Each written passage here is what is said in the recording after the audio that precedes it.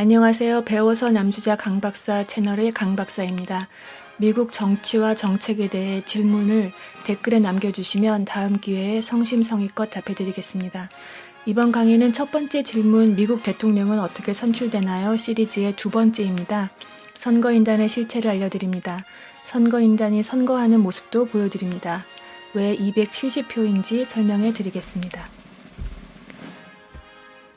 첫 번째 강의에 이어 두 번째 강의에서는 위의 5가지 질문에 상세히 답해드립니다.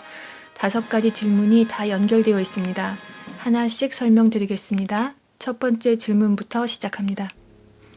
미국 대통령은 국민투표로 결정 안 하나요? 이제 여러분도 아시겠지만 결론만 얘기하면 선거인단 투표로 결정합니다.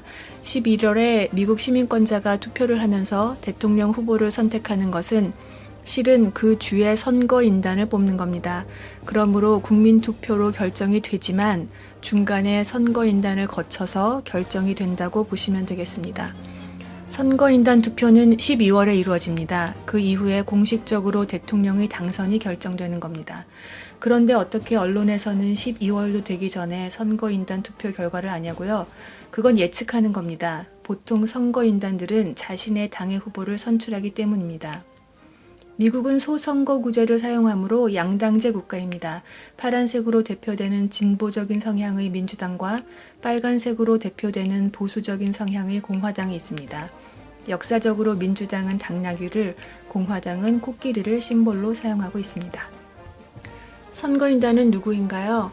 1789년에 쓰여진 미국 헌법의 2조는 연방정부의 행정부에 대한 조항인데요. 거기서 행정부의 수반인 대통령과 부통령을 어떻게 선출하는지가 적혀 있습니다. 실제로 사용되고 있는 용어인 선거인단 전체를 지칭하는 말인 Electoral College란 용어는 헌법에 없습니다. 대선 선거인단 개개인을 지칭하는 선거인 또는 선출인 electors라는 단어를 사용합니다. 방금 보여드린 연방헌법 2조 1항에는 선거인단은 각 주가 선출 방식을 정하고 선거인단의 수는 각 주마다 선출되는 연방 상원과 하원의 의석수와 같게 한다라고 쓰여 있습니다. 선거인단이 될 자격은 연방 정부의 직책이 있지 않은 자로 제한하고 있습니다. 보기를 들어보겠습니다. 뉴욕주의 경우 연방 상원의원 2명, 연방 하원의원 27명이 있습니다. 16개의 국회 지역구는 뉴욕시 근처에 집중되어 있고 나머지 지역구는 뉴욕 전체에 퍼져 있습니다. 소선거구제이므로 한 구역당 1명의 국회 하원 의원이 선출됩니다. 상원 의원 합쳐서 모두 29명의 정치인이 뉴욕을 대표하여 국회에서 활동하고 있습니다. 국민투표 결과에 따라 각 정당에서 29명의 선거인단을 추천하고 구성합니다. 결국 뉴욕의 민심은 29개의 선거인단표로 집약이 됩니다.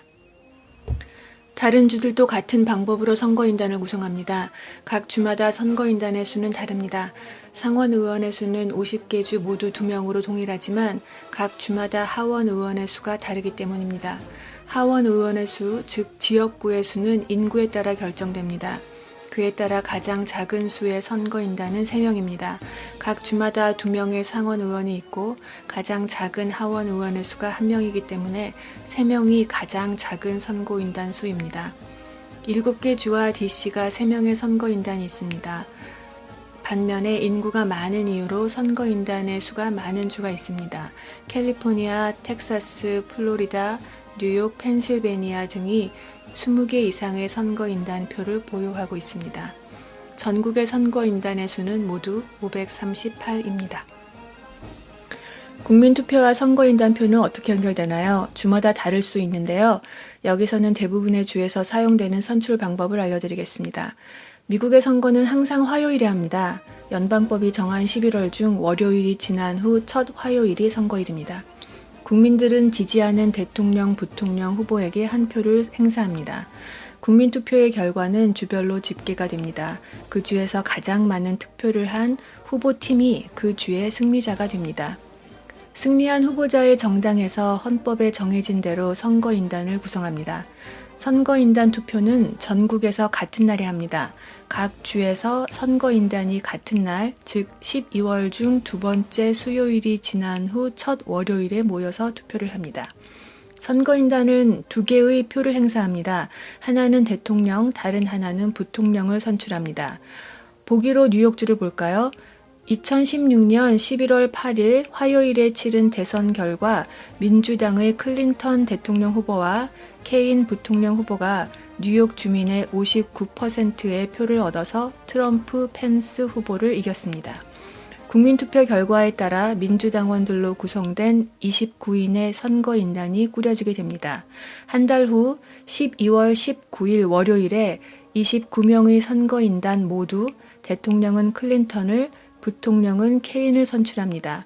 비로소 뉴욕주의 29개 선거인단표는 공식적으로 클린턴, 케인 후보에게 던져졌습니다. 왜 선거인단 270표를 얻으면 당선 확정인가요? 총 선거인단 수는 앞서 지도에서 보여드린 대로 다 합쳐서 538입니다. 50개 주의 연방 상원 의원 수 100과 하원 의원 수 435에 DC표 3개를 합쳐서 그렇습니다. DC는 주가 아닙니다. 다음 기회에 DC의 정체에 대해서 설명드리겠습니다. 538표를 반으로 나누면 269, 거기에 한 표를 더하면 과반수인 270이 됩니다. 따라서 270표나 그 이상을 얻은 후보자가 대통령으로 당선됩니다. 선거인단은 어떻게 투표하나요? 국민투표처럼 선거인단도 전국적으로 같은 날 각 주에서 정한 장소에 모여서 투표를 합니다. 12월 중 두 번째 수요일이 지난 후 첫 월요일인데요. 2016년 대선의 경우 12월 19일 월요일이었습니다. 2020년 대선의 경우 12월 14일 월요일이 선거인단 투표일입니다. 실제로 선거인단이 투표하는 모습입니다. 2016년 12월 19일 월요일 뉴욕주 29인의 선거인단이 뉴욕주의 순회 알바니에 있는 주의회에서 투표를 하고 있습니다.